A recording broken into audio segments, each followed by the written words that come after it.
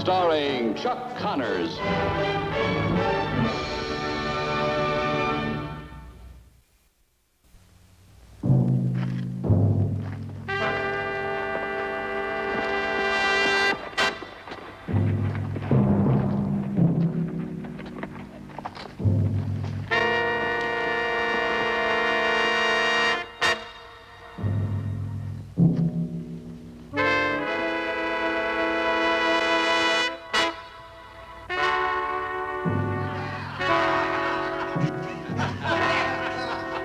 Doesn't always do it anymore. I just casually suggest that we raise the stakes. 10 minutes later, I got him cleaned out. It's like panning gold in the Denver Mint. Come on, drink up here. That'll be, boy. Red eye. Sure thing. Hey. Oh, man. Hey, the drinks are on me, fella. I'm celebrating a little strike I just made. Huh? Strike? Huh? Uh-oh. I guess my money's no good, fella. Hey! You get a load of them britches? Look at them moccasins, too. What are you doing, boy? You playing Injun or something? Huh?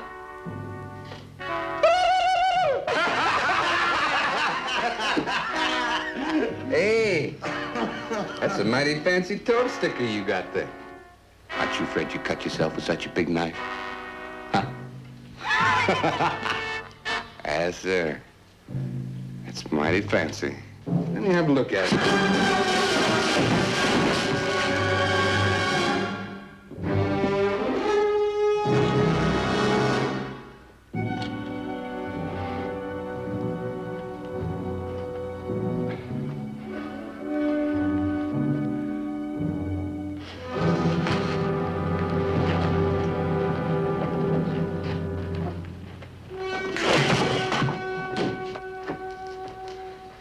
Fella don't care about living very long.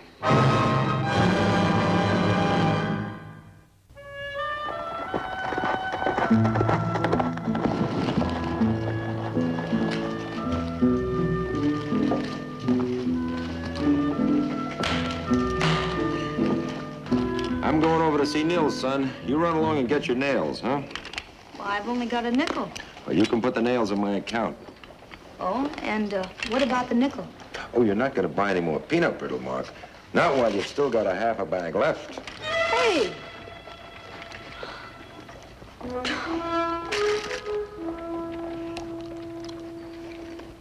Let's see now. We have a frying pan and a fork and spoon. That comes to 60 cents altogether.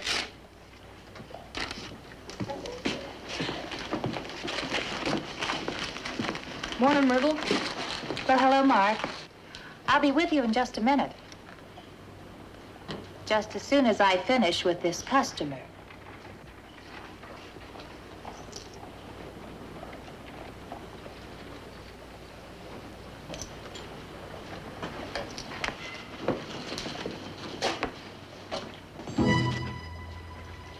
Now, what was it you wanted, Mark? Here's some, nails. Nails? What kind? 10 penny? 8 penny? Finishing nails? Shingle nails? 10 penny for my chicken coop. 10 penny. How many? 2 pounds and a door latch.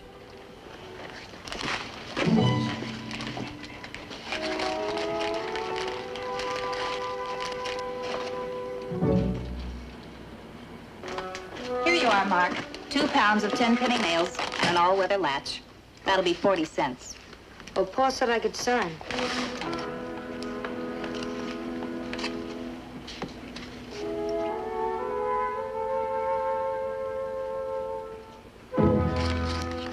Thank you, Myrtle.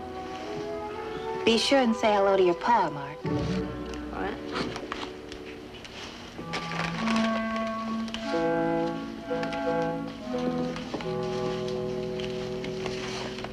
That's sure a swell-looking knife you've got. I've never seen a knife quite like that one before. Want some peanut brittle? It's real good. What's the matter? Can't you talk?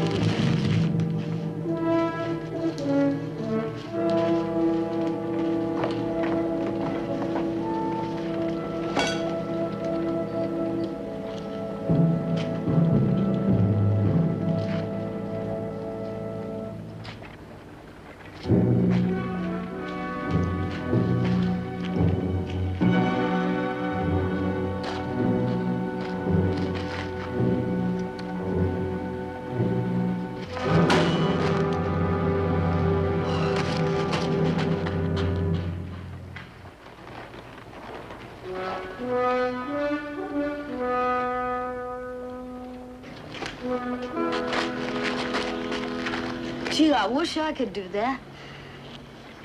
Oh, I almost forgot. My name's Mark. What's yours?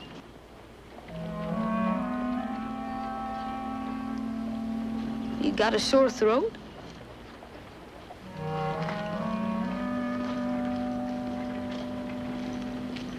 You mean you can't talk?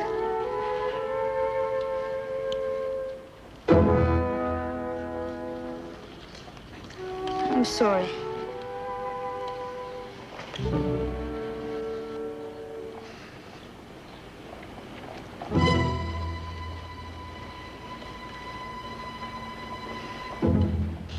Me? Right? Well, can I write? Oh, sure. Can you? Oh.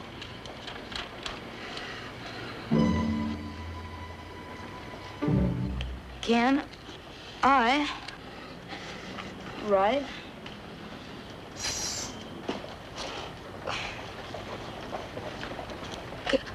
Can I write my brand? Yeah. Oh, my name. Me write my name. Oh, sure. Here.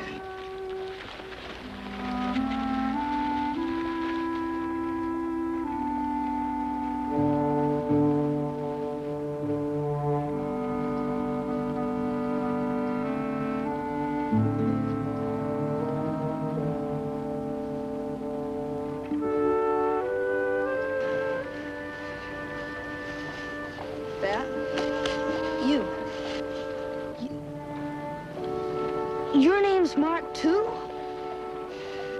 I'll be. And you've never seen it written before. Well, say, Mark, well, if you're going to be in town for a while, maybe we could meet and I could teach you a little writing, and you could teach me how to throw a knife. Let's see. I've got to fix the chicken coop tomorrow. How about Saturday morning? Mark? Mark, come on, son. We got to get going. Coming, Paul. Well, I've got to go now, Mark. It's been nice meeting you. Well, I'll meet you here Saturday morning, all right? Mark? Coming, Paul. So long, Mark.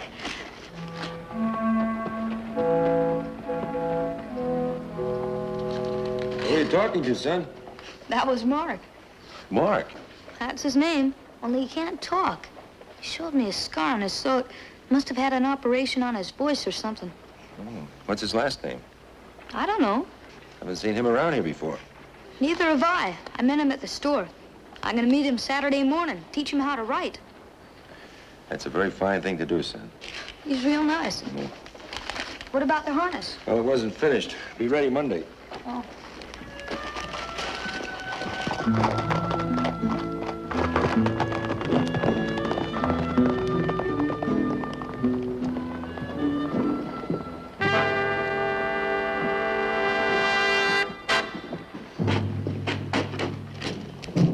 There he is.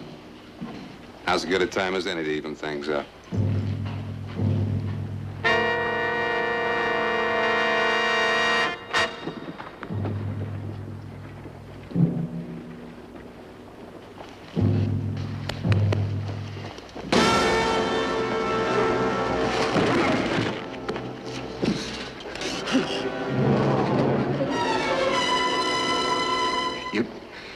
You get out of town.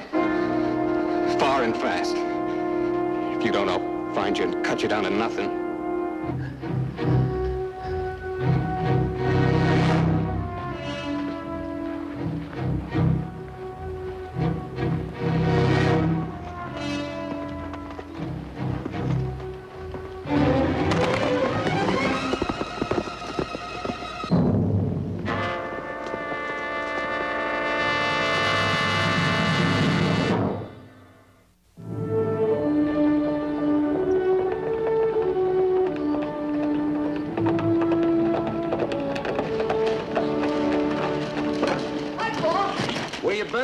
Son. It was my friend Mark. He took me up to the place where he's camped. Oh. See if you can get at that fifth wheel, will you? All right. It must be awful to be alone, Paul. I guess it is, but just the same, I don't think you should go traipsing off with him without telling me. We don't know too much about him. Well, he told me a lot about himself today. Of course, it's kind of hard to understand sometimes.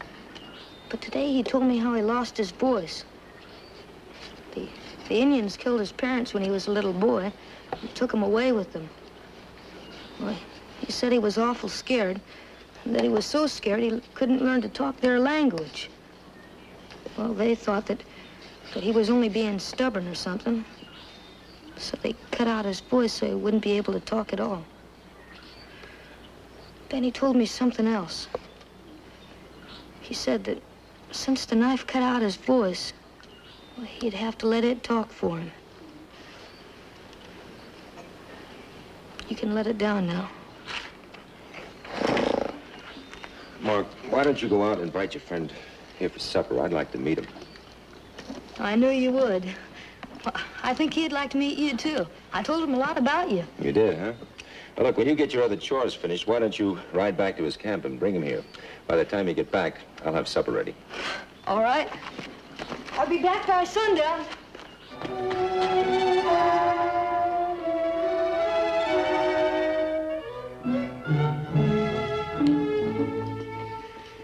You care for another piece of pie, Mark? Well, I don't have to ask this Mark if he wants another piece. His middle name is Pie. Well, I can't help it if Pa's such a good cook. Fact is, I think Pa missed his calling.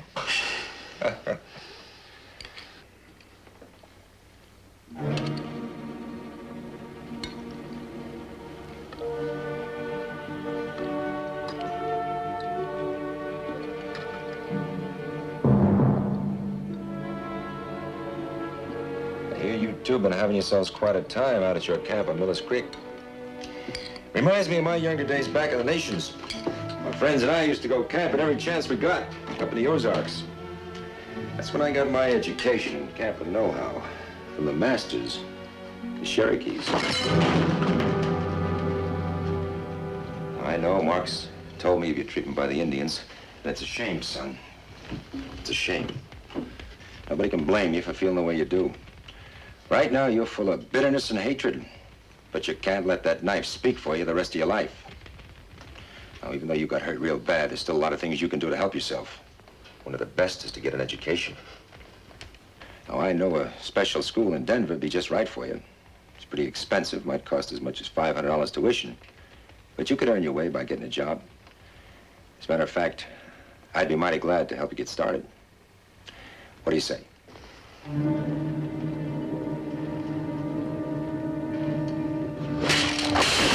Mark, I tried to show you I was your friend. You just don't seem to know what the word friend means. Mark!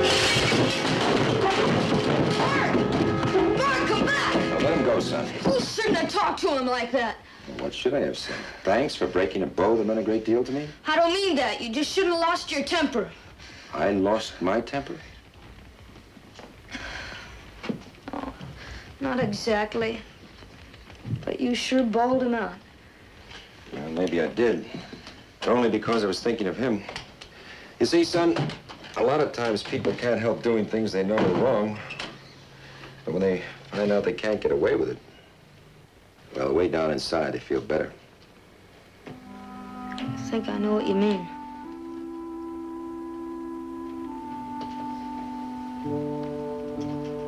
Well, now, since I did the cooking, how about you doing the dishes? All right. Mark, come here, son. I think it might be a good idea if tomorrow morning you rode back to your friend's camp. I think he'll be wanting to see you. Thanks, Pa.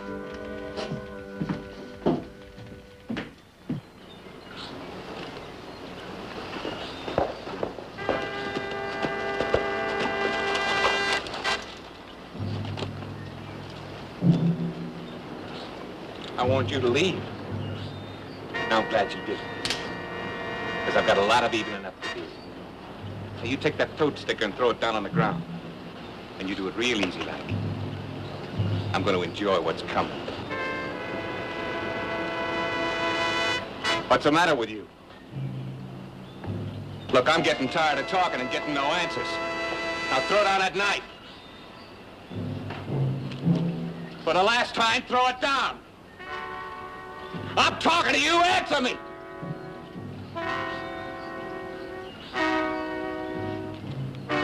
What is it? Are you a dummy or something?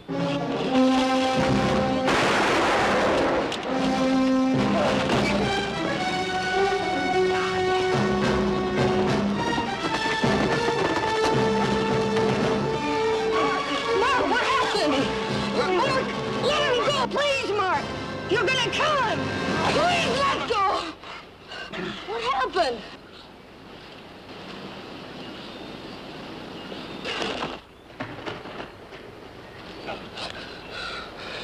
It's the third time he's jumped me. He ought to be locked up or something. He's an animal. What did you do to make him act like that? You must have said or done something. I didn't do nothing. He wouldn't answer me when I talked to him. He just asked him if he was a dummy, that's all.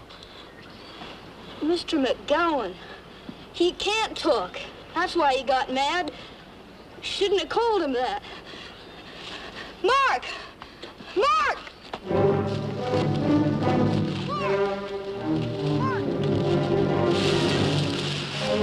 Mark! Mark, come back!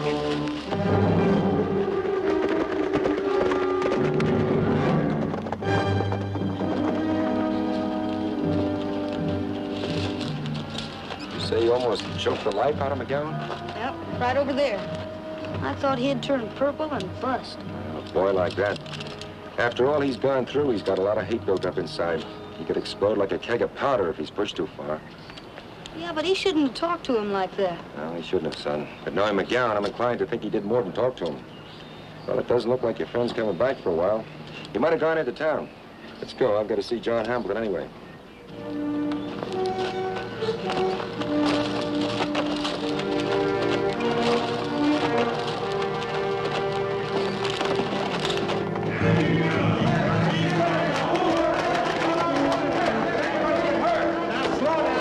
Slow down! Where did it happen? 4 miles north of here in that little canyon.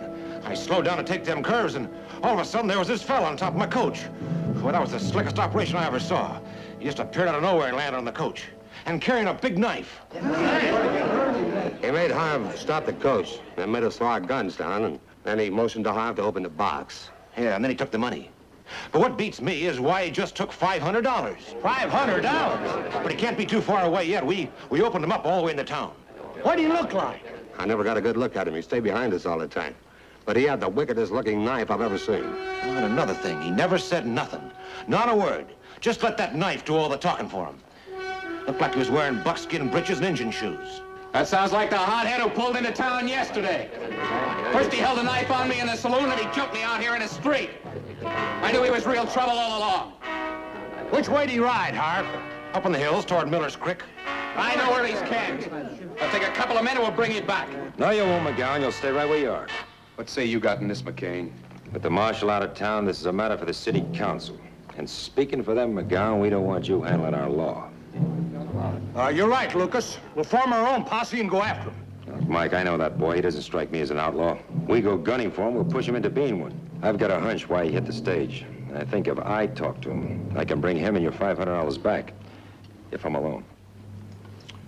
All right, Lucas, go ahead. Thanks, Mike. You stay here, son. I'll be back soon.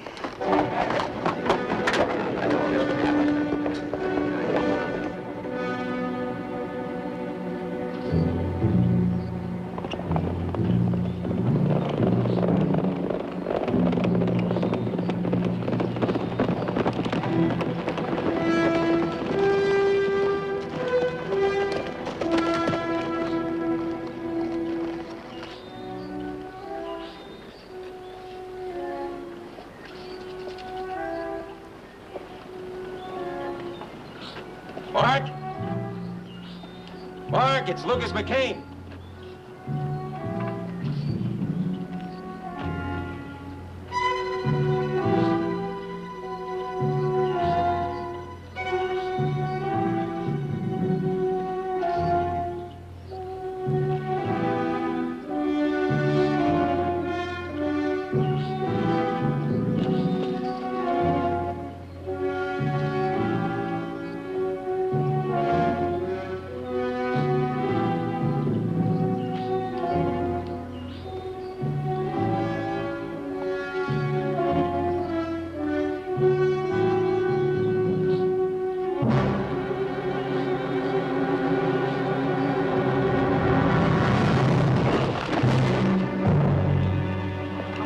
I didn't come here to harm you. I'm sure you know that.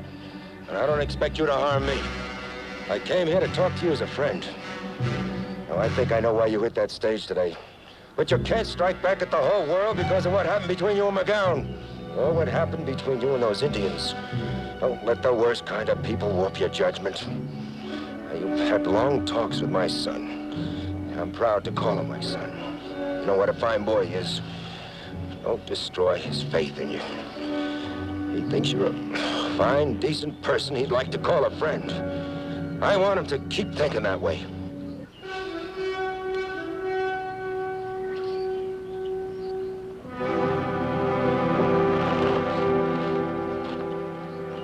Well, let's you and I take that $500 back where it belongs. I'll try to make him see your side of it.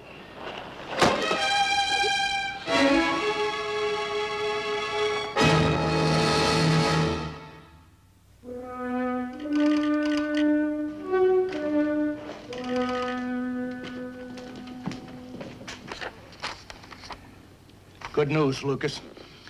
The manager of our Denver office says he'll be willing to watch over the boy while he serves his probationary period. Is that all, Mike? In addition, he says he'll be able to get a job up there to help pay for his schooling. Young man, you owe a great debt of thanks to Mr. McCain. Oh, he doesn't have to thank me, Mike. It was his turn to get a fair break.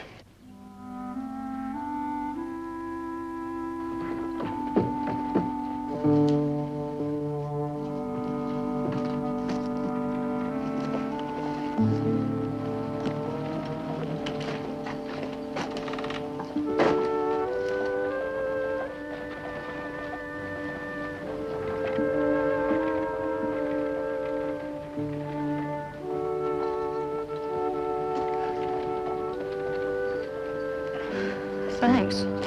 Mark?